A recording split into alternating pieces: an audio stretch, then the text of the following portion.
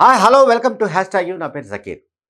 ఆంధ్రప్రదేశ్ ఉప ముఖ్యమంత్రి పవన్ కళ్యాణ్ మరో 3 టర్ములు కూడా కూటమి అధికారంలోకి వస్తుంది.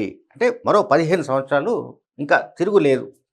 ఈ కూటమి అధికారంలోకి వస్తుంది. అంటే ఎన్డీఏ కూటమి బీజేపీ, టీడీపీ, జనసేన పార్టీలతో కూడిన ప్రభుత్వం మరో 3 టర్ములు కూడా అధికారంలోకి వస్తుందని ఆయన ఢంకా బజాయించి చెప్తున్నాడు.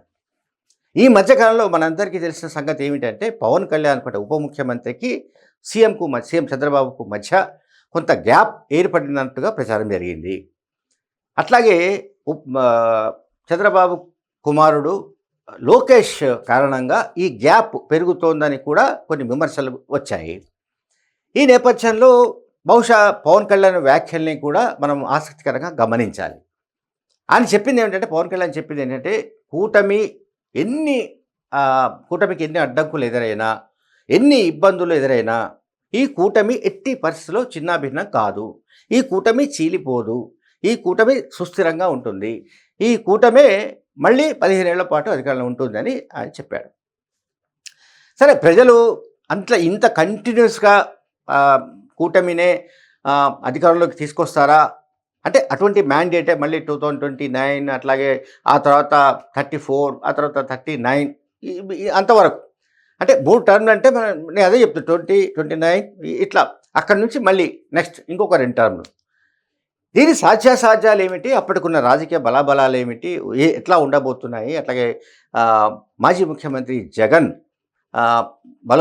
బలపడతాడా లేకుంటే ఇంకా బలహీనపడతాడా, ఆ పార్టీ భవిష్యత్తు ఎట్లా ఉండే అవకాశం ఉంది, ఇప్పుడు ఉన్నట్లుగానే ఆగమ్య గోచరంగా ఉండే అవకాశం ఉంటుందా, లేక భవిష్యత్తులో జగన్ ప్లాన్స్ ఏమైనా ఫలించి ఆ పార్టీ తిరిగి అధికారంలోకి వచ్చే విధంగా శక్తివంతమయ్యే ఛాన్సెస్ ఉంటాయా లేదా అనేది చూడాలి. ఎందుకంటే ఏ రాజకీయ పార్టీ అయినా సరే, తెలంగాణలో బీఆర్ఎస్ అయినా, అక్కడ జగన్ అయినా, మరొక పార్టీ అయినా కూడా ఒకసారి ప్రతిపక్షంలోకి వెళ్ళినంత మాత్రాన ఆ పార్టీ పూర్తిగా ఇక కనుమరుగైపోతుంది, ఇక ఆ పార్టీ మళ్ళీ తలెత్తడానికి అవకాశం లేదు, ఆ పార్టీ మళ్ళీ అధికారం రావడానికి ఛాన్స్ లేదని చెప్పడానికి లేదు.